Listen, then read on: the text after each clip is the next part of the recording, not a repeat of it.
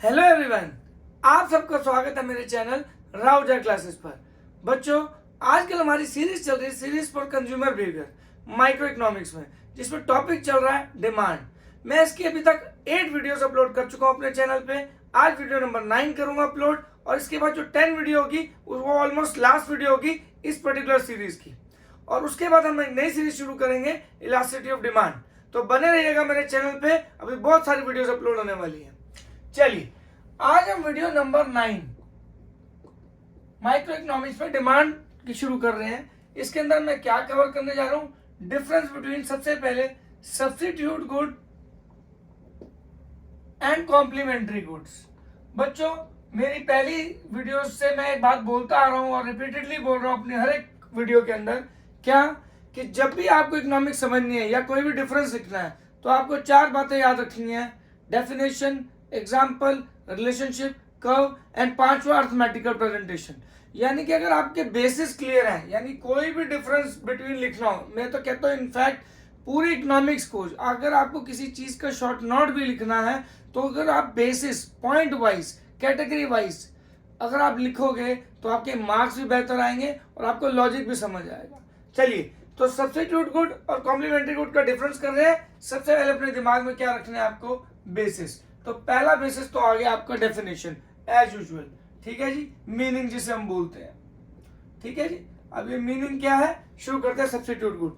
पहले पढ़ा चुका हूं, substitute goods are those goods which can be use in place of one another. जो एक दूसरे की जगह यूज हो सकते हैं, that is called substitute good. यानी substitute goods are those goods which can be use in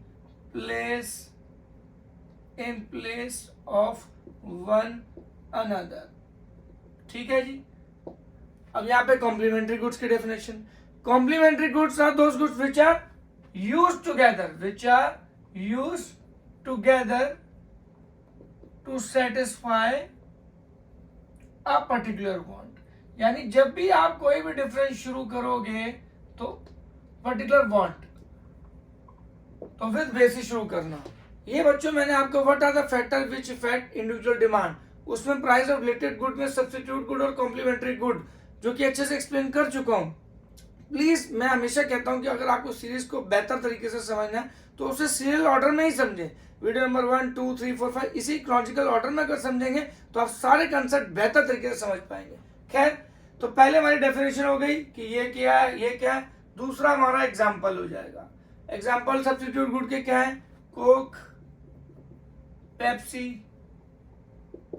T, coffee, क्योंकि ये एक दूसरे की जगह यूज हो सकते हैं, that's what they are called substitute goods. Complementary goods क्या होंगे, petrol and car, torch and cell, pen and ink.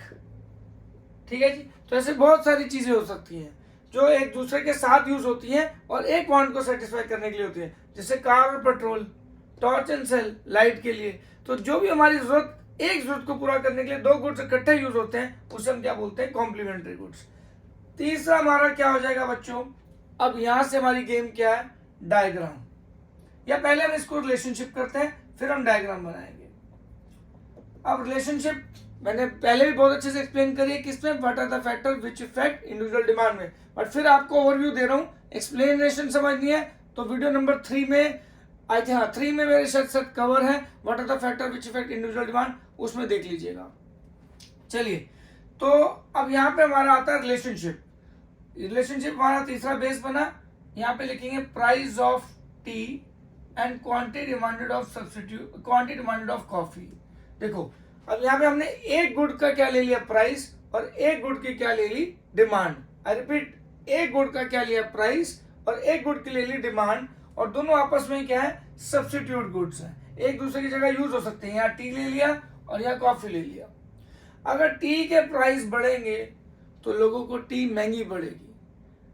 Psychologically coffee के प्राइस में कोई चेंज नहीं आया, पर टी के प्राइस बढ़ने से लोग कहेंगे भैया टी की जगह कोई और ऑल्टरनेटिव अवेलेबल है, तो वो क्या है, कॉफी, तो कॉफी की डिमांड बढ़ जाएगी। तो यहाँ पे हम क्लियरली देख सकते हैं कि टी के प्राइस में और कॉफी के डिमांड में कौन सा रिलेशनशिप आ रहा है, डायरेक्ट रिलेशनशिप आ रहा है, क्योंकि जो ये एरोज हैं ये सेम डायरेक्शन में जा रहे हैं। इसका वाइस वर्सा क्या हो सकता है, टी के प्राइस फॉल हो जाए, कॉफी के प्राइस में कोई फॉल नहीं हुआ, बट लोगों की साइकी, लोगों का बिहेवियर कैसे चेंज हो जाएगा, अरे टी सस्ती होती जा रही है, तो जो लोग कॉफी भी पीते हैं वो कॉफी लेना छोड़ के टी पे आ जाएंगे, यानी टी के प्राइस के फॉल होने से कॉफी की डिमांड भी ऑटोमेटिकली क्या हो जाएगी, फॉल हो जाएगी। तो ये कौन सा रिलेशनशिप बन जाएगा, ये डायरेक्ट रिलेशनशिप बन जाएगा। इकोनॉमिक्स आपकी है ही यही, definition, example, relationship, arithmetical presentation, graphical presentation, और यही आपके डिफरेंस के भी बेसिस बन जाते हैं, और यही लॉजिक के भी और कंसेप्ट के भी।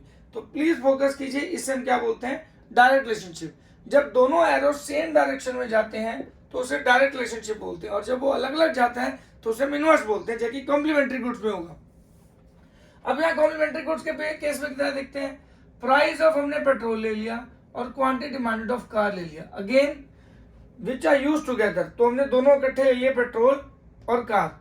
अब पेट्रोल के प्राइस बढ़ेंगे तो ऑटोमेटिकली कार की डिमांड जो होगी वो कम हो जाएगी, क्योंकि कंज्यूमर कैसे बिहेव करेगा, भाई कार महंगी पड़ेगी, पेट्रोल बढ़ता जा रहा है तो पेट्रोल से ही गाड़ी चलेगी।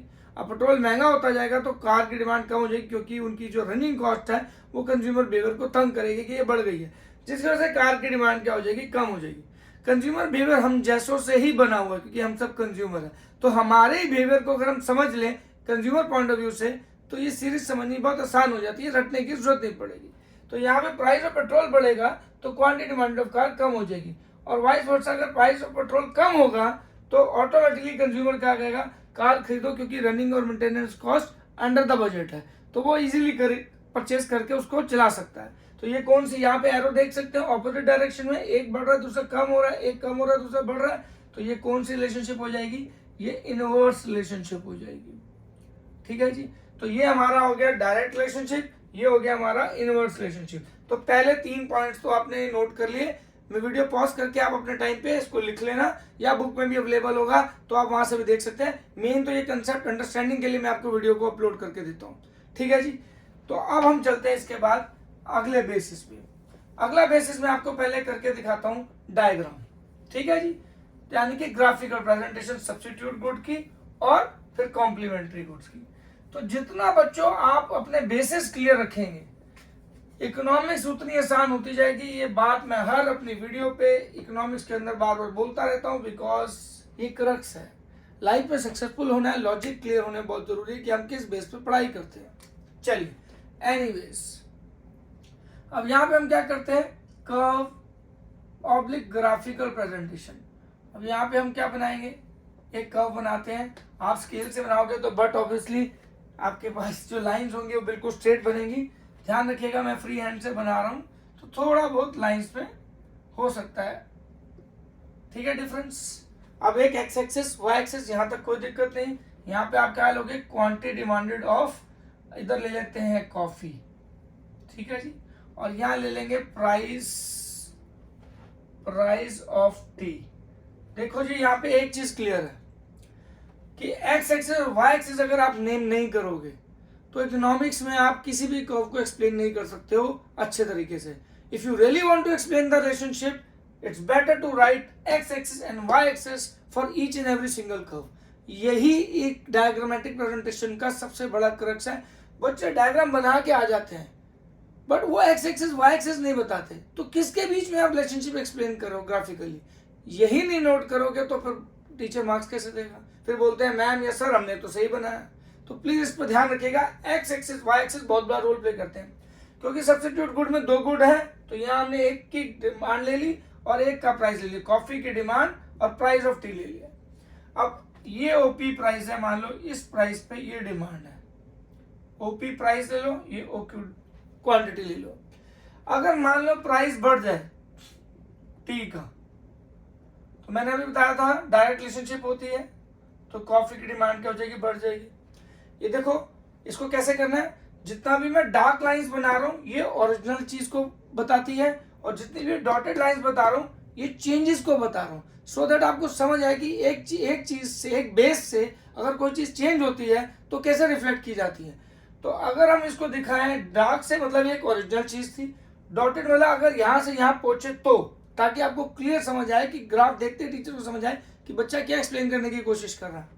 तो ओपी से ओपी 1 और ये क्या हो गया ओक्यू से ओक्यू 1। अब यहाँ प्राइस बढ़ रहा है और जो है डिमांड बढ़ रही है। प्राइस किसका बढ़ रहा है टी का, डिमांड किसकी बढ़ रही है कॉफी की। पॉइंट टू बी नोटेड, क्योंकि एक्स एक्सिस वाई एक्सिस को कंटेक्स्ट में लेके चलना है। और अगर उल्टा हो जाए, प्राइस फॉल हो जाए, ओपी ओरिजिनल प्राइस से नीचे आ जाए किसका टी का प्राइस, अब टी का प्राइस फॉल होता है तो कॉफी की डिमांड क्या हो जाती है OQ से यहाँ पे OQ2 हो जाती है, कम हो जाती है।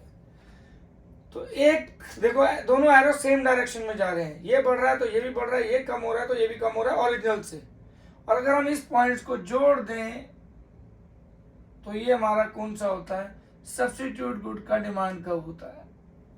This is a clear case example diagrammatic presentation of substitute good. ये है डायग्रामेटिक प्रेजेंटेशन और ग्राफिकल प्रेजेंटेशन और कर्व, ये बेसिस हो गया। आई होप ये आपको अच्छे से समझ आ रहा होगा, इसमें आपको कोई डाउट नहीं होगा। ठीक है जी, यहाँ तक क्लियर हो गया ये डी डिमांड का। अब आ जाओ कॉम्प्लीमेंट्री गुड्स। कॉम्प्लीमेंट्री गुड्स के केस में भी यही करेंगे हम। एक्स एक्सिस वाई एक्सिस बहुत बड़ा रोल प्ले करता है। यहाँ पे लेंगे क्वांटिटी डिमांडेड ऑफ कार और यहाँ लेंगे प्राइस ऑफ पेट्रोल।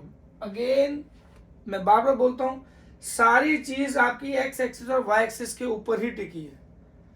अगर उनके बीच में डायरेक्ट रिलेशनशिप है, ये डायरेक्ट है, तो कर्व आपका बनेगा अपवर्ड स्लोपिंग कर्व। किसी भी चीज के बीच में डायरेक्ट रिलेशनशिप होती है तो आपका कर्व क्या बनता है अपवर्ड स्लोपिंग कर्व। किसी भी चीज में इनवर्स रिलेशनशिप है तो आपका कर्व क्या बनेगा डाउनवर्ड स्लोपिंग कर्व। यानी कि कर्व तो आपका या तो ऊपर बनेगा या तो नीचे बनेगा, डिपेंड करता है कि अगर दोनों में डायरेक्ट है तो ऊपर बनेगा और अगर इनवर्स रिलेशनशिप है तो नीचे बनेगा। तो क्या डिफरेंस एक्चुअली करता है आपका एक्स एक्सिस और वाई एक्सिस किसके बीच में रिलेशनशिप बता रहे हो। ठीक है जी, तो इकोनॉमिक्स रिलेशनशिप ज्यादा मुश्किल नहीं, क्योंकि दो ही चीज होती है, तो डायरेक्ट होती है तो इनवर्स होती है। बट किस चीज को आपने एक्स एक्सिस पे लिया और किस चीज को वाई एक्सिस पे लिया, दैट विल डिसाइड कि वो रिलेशनशिप क्या मायने रखती है।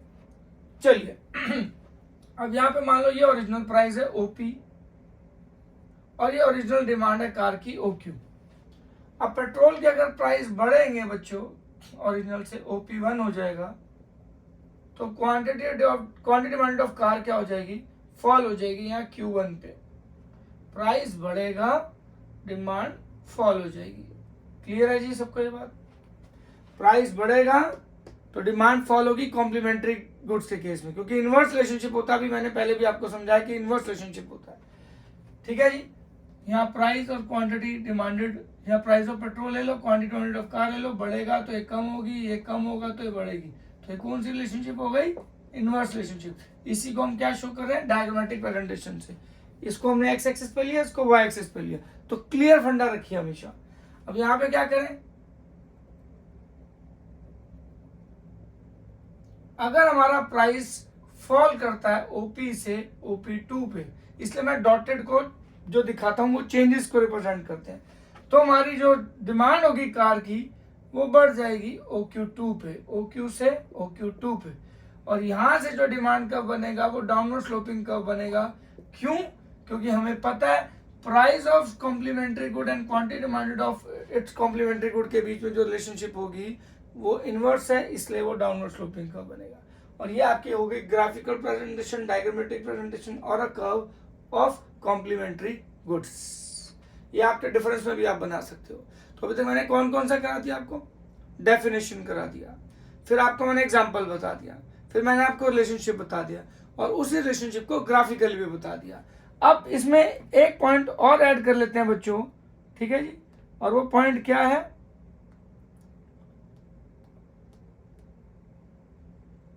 Nature of demand. यस, एक पॉइंट और कवर करना है, that is called nature of demand.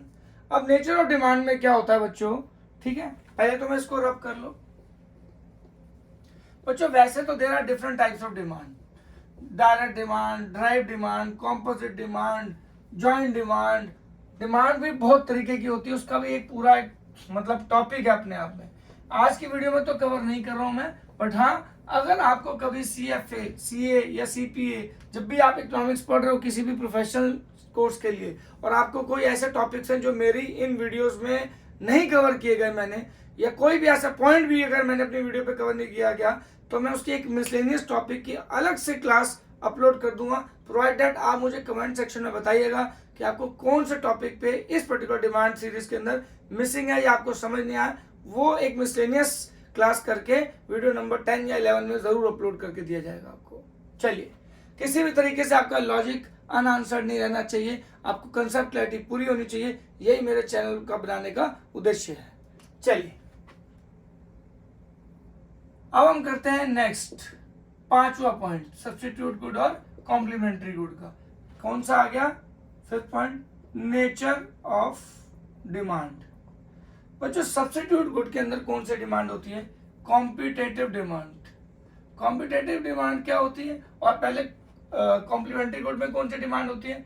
Joint demand. ये दोनों किसके टॉपिक हैं? आई रिपीट, ये काइंड्स ऑफ डिमांड के टॉपिक हैं। अभी मैं बहुत सारी डिमांड तो नहीं एक्सप्लेन करूंगा, हाँ इसके कंटेक्स्ट में ये कौन सी डिमांड है और ये कौन सी डिमांड है ये जरूर एक्सप्लेन करने जा रहा हूँ।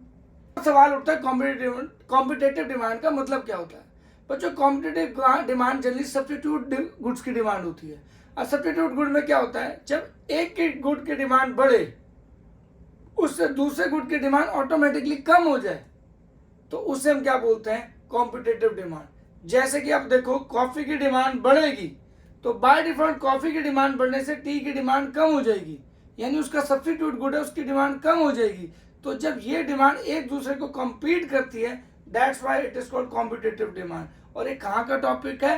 काइंड ऑफ डिमांड करके कितनी तरीके की डिमांड है, उसमें बहुत सारी डेफिनेशन होती है, direct demand, competitive demand, joint demand, ठीक है जी। तो ये सब अपने आप में अलग टॉपिक है, but in context of substitute good and complementary good, competitive demand means जब किसी एक गुड की डिमांड बढ़ने से दूसरे गुड की डिमांड कम हो जाए, सब्स्टिट्यूट गुड हो अगर वो, तो उसे क्या बोलते हैं? Competitive demand. अब जॉइंट डिमांड क्या होता है? जॉइंट डिमांड मतलब जिनकी डिमांड इकट्ठे की जाती है, the name itself suggest joint, जिसकी डिमांड इकट्ठे की जाती है एक नीड, एक वांट को सेटिस्फाई करने के लिए, तो उसे हम बोलते हैं जॉइंट डिमांड। जैसे कार और पेट्रोल, ठीक है, tea leaves and milk, sugar, इन सब की डिमांड इकट्ठे की जाती है चाय बनाने के लिए। तो जब हम बहुत सारे गुड्स या दो गुड्स की डिमांड को इकट्ठे यूज करते हैं एक वांट को सेटिस्फाई करने के लिए, तो उसे जॉइंट डिमांड बोलते हैं। तो कॉम्प्लीमेंट्री गुड्स के केस में हमारी डिमांड क्या होती है? Joint demand. और हमारी सब्स्टिट्यूट गुड्स के केस में क्या होती है? Competitive demand. और ये हमारा क्या बन जाएगा? Nature of demand. चलिए बच्चों, अब इसके साथ हम क्या करेंगे? आज का दूसरा डिफरेंस बिटवीन करेंगे normal good and inferior good के केस में। किसमें बच्चों? Normal good and inferior good, ये आज का दूसरा डिफरेंस बिटवीन है। ये भी बच्चों what are the factor which affect individual demand के अंदर कवर कर चुका हूं मैं, पर इसको डिफरेंस फॉर्म में मैंने नहीं समझाया था, तो आज हम डिफरेंस पॉइंट में करेंगे। ठीक है जी। तो आज ये हमारा सेकंड क्वेश्चन आ गया, नॉर्मल गुड और इंफीरियर गुड के बीच में डिफरेंस, ये बहुत इंपॉर्टेंट है। ठीक है जी। अब क्या है, ध्यान से समझिएगा। पहला पॉइंट अगेन बेसिस के साथ करेंगे। ठीक है जी। नॉर्मल गुड क्या होगी? Again definition, when rise in income lead to rise in demand for good, when rise in income lead to rise in demand for a good, that good is known as normal good. जब income के बढ़ने से जिस good की demand बढ़ती है, उस good को हम क्या बोलते हैं? Normal good. और इसी का उल्टा क्या हो जाएगा? इनकम के बढ़ने से जिस गुड की demand led to fall in demand for good,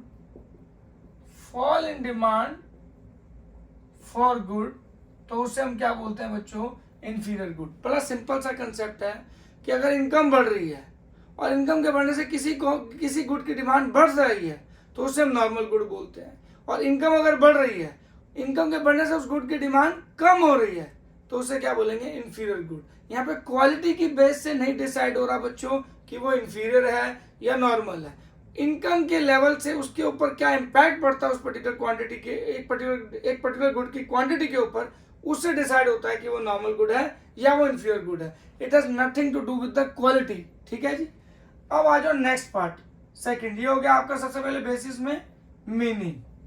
अब मीनिंग के बाद क्या आ जाए, एग्जाम्पल पे आ जाओ। पहले एग्जाम्पल क्या कर लेते हैं, फुल क्रीम मिल्क। क्या आ जाओ बच्चों, फुल क्रीम मिल्क। और यहां पे क्या आ जाओ, टोन्ड मिल्क। आई रिपीट, ये आ गया फुल क्रीम मिल्क, ये आ गया टोन्ड मिल्क। थर्ड पॉइंट हमारा बच्चों क्या है, थर्ड पॉइंट हमारा है रिलेशनशिप।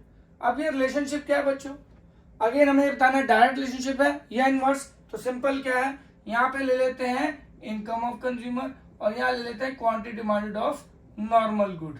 तो इनकम ऑफ कंज्यूमर बढ़ेगा तो नॉर्मल गुड की डिमांड बढ़ेगी, इनकम ऑफ कंज्यूमर कम होगा तो नॉर्मल गुड की डिमांड कम हो जाएगी। यानी हमारी क्या है, डायरेक्ट रिलेशनशिप, क्योंकि एरो सेम डायरेक्शन में है तो डायरेक्ट रिलेशनशिप है। फंडा वही सेम है, मीनिंग ऑब्लिक डेफिनेशन, फिर एग्जांपल, फिर रिलेशनशिप। यानी इसी डेफिनेशन को सिर्फ ऐसे एरोस फॉर्म में बना दिया जाए और बता दिया जाए कि एरोस ऑपोजिट डायरेक्शन में है या सेम डायरेक्शन में है, तो हमारा यहाँ बन जाता है डायरेक्ट रिलेशनशिप या inverse relationship. Similarly complementary goods में क्या हो सकता है, सॉरी इंफीरियर गुड्स के केस में क्या हो सकता है बच्चों, यहाँ पे हम क्या ले लेंगे, इनकम ऑफ कंज्यूमर, और यहाँ पे क्या ले लेंगे, quantity demanded of inferior good. अब इंफीरियर गुड में यहाँ टोन मिल्क ले सकते हैं, बाजरा ले सकते हैं, कुछ भी ले सकते हैं। और यहाँ पे भी फुल क्रीम मिल्क के साथ आप वीट, राइस, ये सारे क्या है, नॉर्मल गुड ले सकते हैं। ठीक है जी। तो यहाँ पे इनकम ऑफ कंज्यूमर अगर बढ़ेगी तो बाय डिफॉल्ट इंफीरियर गुड की डिमांड क्या हो जाएगी, फॉल हो जाएगी। और अगर इनकम ऑफ कंज्यूमर कम होगी तो इन इंफीरियर गुड की डिमांड बढ़ जाएगी। तो ये कौन सी रिलेशनशिप होगी बच्चों, इनवर्स रिलेशनशिप हो गई। इस पूरे कंसेप्ट को अगर आपको समझना टेक्निकली तो आपको मेरे what are the factor which effect individual demand में इनकम ऑफ कंज्यूमर जो पॉइंट है उसमें मैंने टेक्निकली पूरा एक्सप्लेन कर रखा है कि ऐसा क्यों होता है। बट अभी के लिए मैं सिर्फ आपको डिफरेंस बता रहा हूँ। तो मीनिंग, एग्जाम्पल, रिलेशनशिप। अब इसी चीज की क्या कराऊंगा, डायग्रामेटिक प्रेजेंटेशन, चौथा पॉइंट।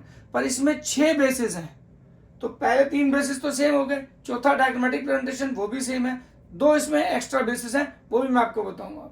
चलिए, तो अब हम इसमें क्या करते हैं, इसका चौथा बेसिस जो कि इनके डायग्रामेटिक प्रेजेंटेशन के बारे में बताएगा। अब डायग्रामेटिक प्रेजेंटेशन क्या है, जो रिलेशनशिप डायरेक्ट और इनवर्स बनती है इसको डायग्राम के थ्रू बता दो। ठीक है जी। चलिए अब हम डायग्राम के थ्रू इसको एक्सप्लेन करने की कोशिश करते हैं। ये हो गया हमारा इंफीरियर गुड और ये हो गया हमारा normal good.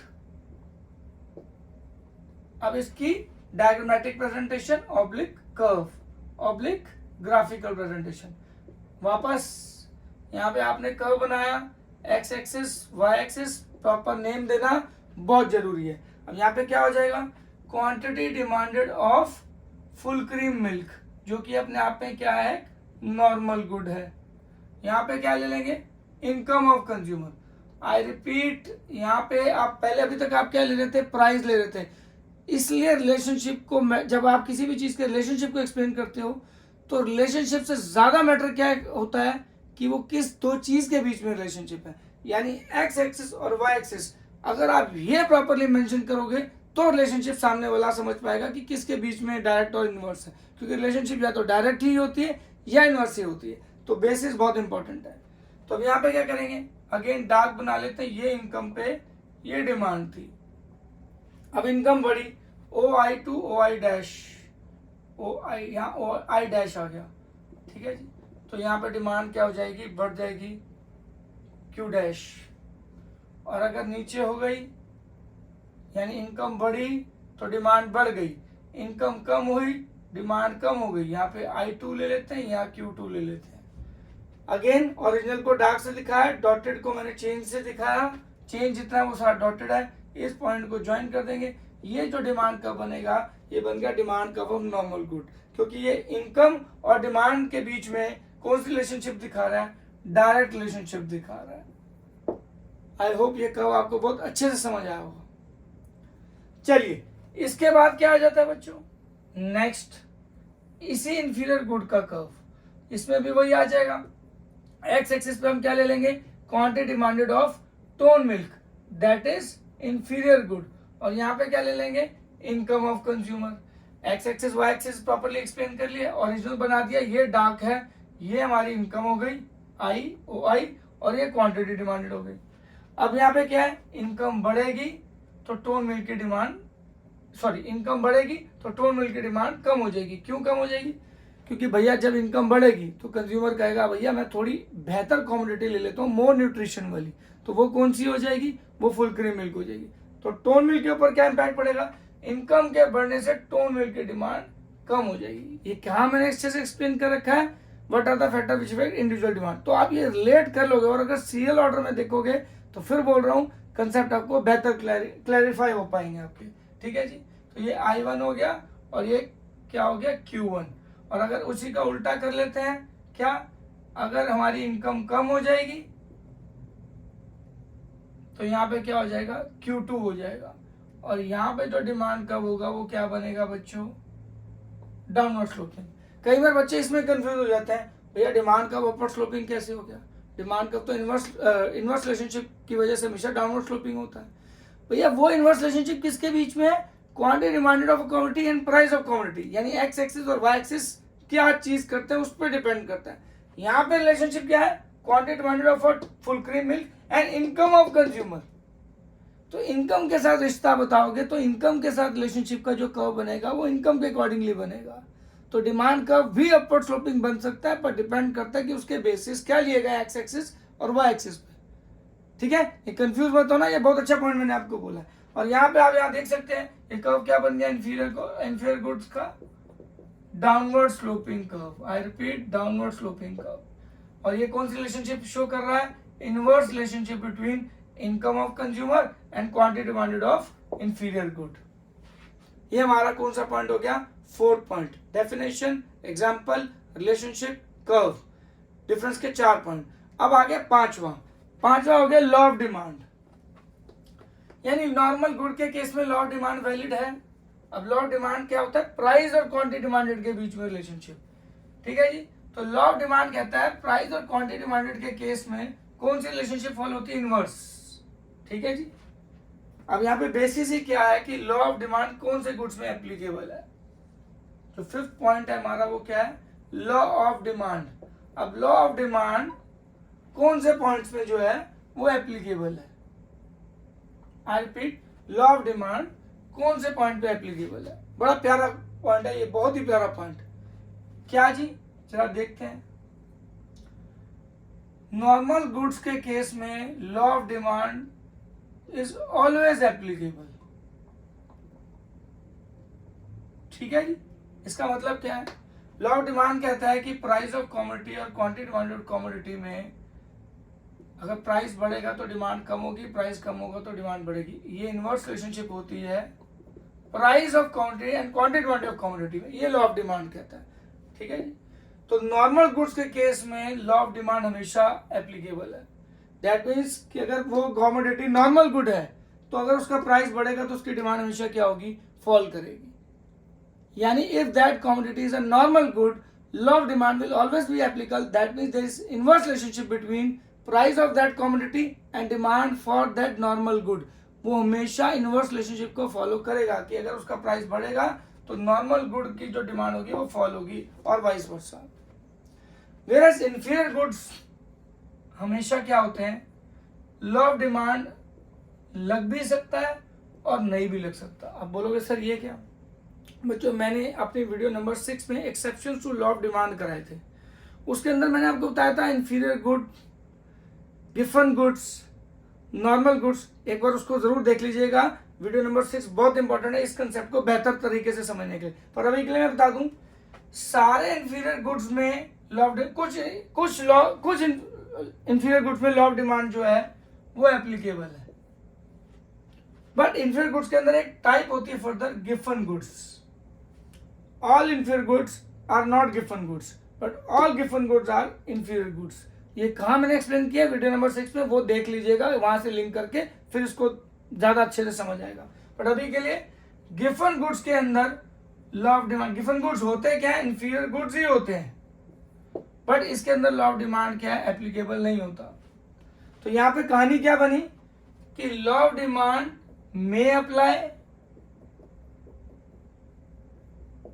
and may not apply in case of inferior goods. तो जिसमें मे नॉट अप्लाई होगा उसे क्या बोलते हैं, गिवन गुड्स। यानी कि इसका मतलब क्या हुआ, यानी गिवन गुड्स में price of commodity and quantity demand of commodity में इनवर्स रिलेशनशिप प्रिवेल नहीं करती है, इसलिए इसे हम exceptions to law of demand भी बोलते हैं। इसलिए हम इसे क्या बोलते हैं, exceptions to law of demand. तो इंफीरियर गुड्स के अंदर बच्चों लॉ ऑफ डिमांड लग भी सकता है और इंफीरियर गुड्स के केस में लॉ ऑफ डिमांड नहीं भी लग सकता है। प्लीज इसको नोट कर लीजिएगा, ये बहुत इंपॉर्टेंट पॉइंट है कि लॉ ऑफ डिमांड कहाँ एप्लीकेबल है। नॉर्मल गुड्स में एप्लीकेबल है, इंफीरियर गुड्स के केस में लग भी सकता है, और नहीं लगेगा तो क्या होगा, उसे गिवन गुड्स बोलेंगे, जिसे exception to law of demand भी बोलते हैं। आई होप अच्छे से आपको क्लियर हो गया होगा पॉइंट। चलिए बच्चों, अब हम कराते हैं छठा पॉइंट और लास्ट पॉइंट इनके डिफरेंस का। आई होप आपको दोनों डिफरेंस बिटवीन बड़े अच्छे से समझ आ गए होंगे, और पेपर में आपको कैसे लिख के आने along with the basis with proper understanding, ये भी आपको क्लियर हो गया होगा। तो याद रखिएगा कि जो भी आप डिफरेंस लिखेंगे वो आप बेसिस के साथ ही लिखेंगे, ठीक है जी। तो अब आपका लास्ट जो बेसिस आता है वो क्या है, इनकम इफेक्ट। 6 पॉइंट आ गया, इनकम इफेक्ट। बच्चों इनकम इफेक्ट मैंने कब पढ़ाया था, what are the reasons for operation of law of demand, video number 5 में मैंने कराया था। याद रखना, what are the reasons for operation of law of demand, video number 5 में, जिसमें एक पॉइंट कराता है इनकम इफेक्ट। क्योंकि इनकम इफेक्ट इनकम की वजह से नहीं होता, प्राइस की वजह से होता है। अब ये प्लीज आप बेहतर तरीके से वहां समझ के आए, पर फिर भी थोड़ा सा बता देता हूं कि जब प्राइस के चेंज होते हैं, प्राइस जब चेंज होता है उससे जो रियल इनकम चेंज होती है, उससे जो क्वांटिटी डिमांडेड में चेंज आता है, उससे हम इनकम इफेक्ट बोलते हैं। For better explanation see video number 5 का पॉइंट इनकम इफेक्ट। पहले ही बोल रहा हूं, अभी सिर्फ बता रहा हूं कि क्या होता है। नॉर्मल गुड में अगर किसी गुड का प्राइस चेंज होगा, मान लो किसी गुड का प्राइस फॉल हो रहा है, ठीक है जी, तो उससे रियल इनकम क्या हो जाएगी, बढ़ जाएगी। रियल इनकम मतलब परचेजिंग पावर। जैसे कि एक चॉकलेट 10 रुपए की मिलती थी, अब वो 8 रुपए की मिलती है, तो 2 रुपए आपके पास बच रहे हैं, that is real income, that is real income. और उससे अगर आपकी क्वांटिटी डिमांडेड बढ़ जाए, उससे अगर आपकी क्वांटिटी डिमांडेड बढ़ जाए, उस रियल इनकम की वजह से आपकी क्वांटिटी डिमांडेड बढ़ जाए, तो उसे इनकम इफेक्ट बोलते हैं। अगर वो क्वांटिटी डिमांडेड बढ़ जाए तो इनकम इफेक्ट क्या होता है, नॉर्मल गुड के केस में पॉजिटिव। और इसी का उल्टा क्या होता है बच्चों, ध्यान से समझना, बड़ा प्यारा पॉइंट है। क्या कि अगर मान लो किसी कमोडिटी का प्राइस फॉल हो गया, किसी कमोडिटी का प्राइस फॉल हो गया, जिसकी वजह से उसकी रियल इनकम क्या हो गई, इंक्रीज हो गई कंज्यूमर की, यानी कि परचेजिंग पावर, ये क्या हो गई, इंक्रीज हो गई। अब परचेजिंग पावर बढ़ने की वजह से आपने वो गुड ना खरीदने के बजाय कोई और गुड खरीदा, यानी जो गुड आप खरीद रहे थे वो छोड़ के कुछ और खरीद लिया, तो जो गुड खरीद रहे थे उसकी डिमांड क्या हो गई, उसकी क्वांटिटी डिमांडेड क्या हो गई, फॉल कर गई। उसकी क्वांटिटी डिमांडेड क्या कर गई, फॉल कर गई। वैसे इस पूरे कंसेप्ट को क्या बोलते हैं, इनकम इफेक्ट। यहाँ इनकम इफेक्ट में कभी भी मनी इनकम नहीं कवर की जाती, रियल इनकम कवर की जाती है। अगर इसको बेहतर समझना है तो अगेन मेरी बात जो मैंने बोली है वीडियो नंबर 5 में देख लेना। तो यानी कि प्राइस के चेंज होने से रियल इनकम बढ़ी, जिससे क्वांटिटी डिमांडेड फॉल हो जाए, अगर फॉल हो रही है तो यानी इनकम इफेक्ट आपका क्या हो गया, नेगेटिव होगा। तो आप हमेशा देखेंगे कि इंफीरियर गुड के केस में इनकम इफेक्ट हमेशा क्या होता है, नेगेटिव, और नॉर्मल गुड के केस में इनकम इफेक्ट हमेशा क्या होता है, पॉजिटिव। तो रिमेंबर, ये छठा पॉइंट है, इस पे भी क्वेश्चन आता है कि what is the income effect in case of normal good, तो इसका आंसर पॉजिटिव है, इस पे एमसीक्यू भी आ सकता है। And what is the income effect in case of inferior good, तो उसका आंसर क्या होगा, नेगेटिव होगा। आई होप बच्चों 6 के 6 डिफरेंस बिटवीन आपको बहुत अच्छे से समझ आए होंगे, और सब्स्टिट्यूट गुड और कॉम्प्लीमेंट्री का भी समझ आया होगा। ऐसे ही मेरे साथ बने रहिएगा। अब डिमांड के बहुत कम टॉपिक्स रह गए हैं, कोशिश करता हूं कि मैं एक वीडियो नंबर 10 और अपलोड कर देता हूं मिसलेनियस टॉपिक के नाम से, जिसमें स्लोप कवर कर देता हूं और काइंड्स ऑफ डिमांड भी कवर कर देता हूं। और अगर और कुछ चाहिए होगा आपको रिक्वायर्ड, तो मुझे कमेंट सेक्शन में जरूर बताइएगा। ऐसे ही बने रहिए मेरे साथ। अगली सीरीज लास्ट ऑफ डिमांड की होगी, जिसमें बहुत सारे और अच्छे कंसेप्ट होंगे और डेरिवेशंस होगी। बने रहिएगा। जय Hind, take care, God bless you all.